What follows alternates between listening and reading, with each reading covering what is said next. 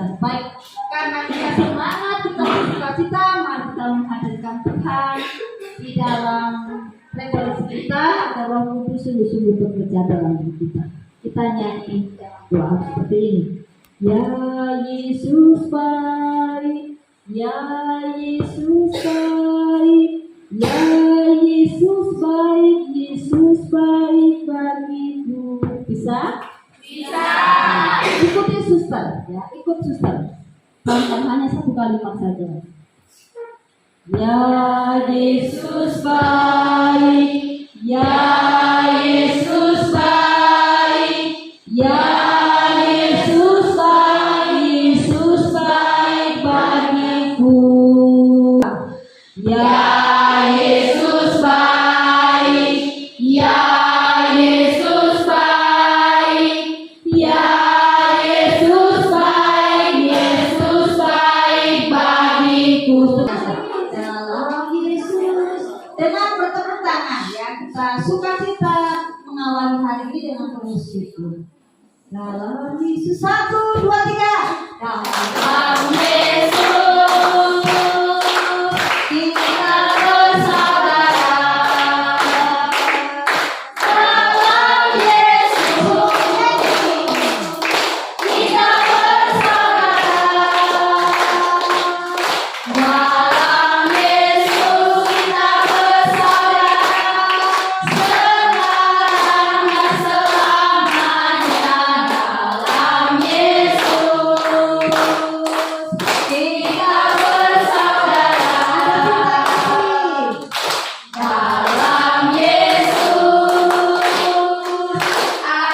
kita bersaudara. Dalam Yesus ada cinta kasih. Dalam Yesus ada cinta kasih. Dalam Yesus ada cinta kasih. Sekarang dan selamanya. Dalam Yesus ada cinta kasih. Kamu satu kali, kamu satu kali, 3 kali, 7 kali. 7 kali bukan 9 kali. Ya, suster hanya mau mengingatkan kita sebagai orang-orang Katolik, kita mempunyai Tuhan itu berapa? 1. Maka disebut dalam gereja Katolik dengan tunggal. Tunggal Tuhan kita hanya 1. Tepuk tunggal. Tepuk tunggal. 1 Tuhan tetapi 3 pribadi. Maka disebut Allah Tritunggal. 1 Tuhan, 3 pribadi. Maka dalam gereja disebut dengan Allah Tritunggal. Tepuk Tritunggal. Tepuk Tritunggal. Lalu di dalam gereja Katolik itu mempunyai kesempurnaan, yakni 7 sakramen dan 7 karunia Roh Kudus. Itulah kelebihan gereja kita. Maka seringkali dalam gereja kita disebut dengan tepuk sempurna. Kalau sempurna itu berarti 7. Tepuk sempurna. Tepuk sempurna.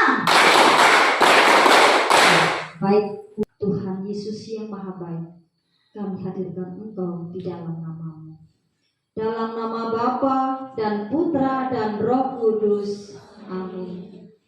Allah yang Maha Kuasa dan Kekal, kami mengucapkan pujian dan syukur di hadapan-Mu, karena Engkau pada awal hari baru ini masih menghadiahkan kepada kami nafas kehidupan, keselamatan secara cuma-cuma untuk kami sekalian. Engkau telah menghantar kami dari rumah masing-masing hingga di tempat sekolah ini untuk menimba pengalaman kasih yang kami terima di dalam rekoleksi pada hari ini.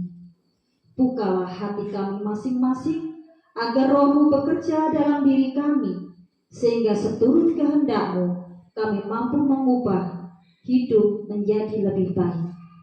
Biarlah karena rahmat-Mu yang memberikan kekuatan bagi hidup kami, agar kami tetap setia menjadi pengikut-Mu.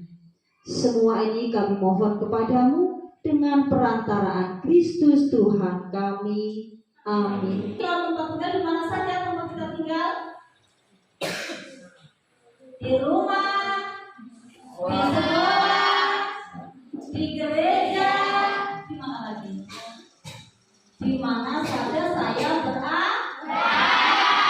Di jalan kamu bermain tempat-tempat juga lingkungan. Di mana saya berdiri, saya bermain, saya bekerja, saya belajar, di situ lingkungan kita. Jadi bukan hanya di rumah. Maka tema besar kita revolusi hari ini adalah dibaca bersama-sama. Berjalan bersama Tuhan, lingkungan bersih, keluarga sehat. Di sini ada dua, ada lingkungan, ada keluarga. Kita akan melihat. Yang disebut dengan lingkungan bersih itu seperti apa? Jangan membuang sembarangan. Jangan membuang sampah sembarangan. Apa lagi? Jangan menebang pohon sembarangan. Jangan menebang pohon sembarangan. Satu lagi. Di sini mana saya? Bagaimana saya menciptakan lingkungan yang bersih? Tidak buang sampah. Membersihkan sampah lingkungan. Advent. Apa yang disebut dengan Advent? Advent adalah masa ayo penantian dua kali. Biasa kita. Advent adalah masa Adventus. Iya, masa menantikan Tuhan Yesus yang akan lahir pada saat kapan? 25 sampai bilang nanti Pasca jadi Natal jadi Pasca. Jangan terbalik-balik ya. Jadi Natal adalah hari kelahiran Tuhan kita Yesus Kristus.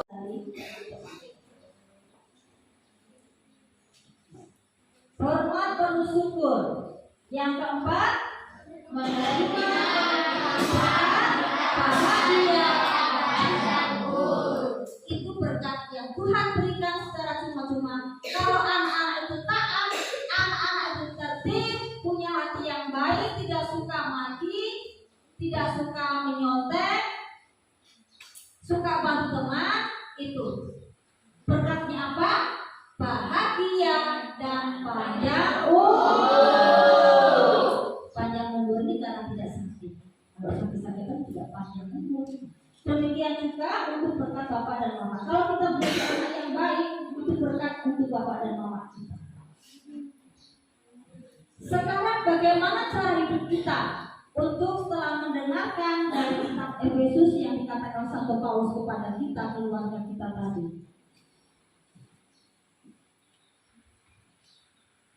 Yang pertama, baca bersama-sama.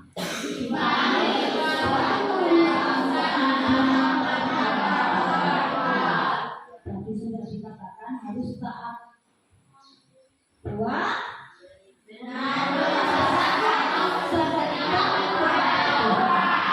tadi Santo Paulus mengatakan apa untuk orang tua? Orang tua sebagai wakil. Kalau orang tua sebagai wakil Tuhan, berarti jiwa bapak mama kita menyerupai jiwa Yesus Kristus yang taat, yang mengasihi, yang menyayangi, yang mendorong, yang mengangkat,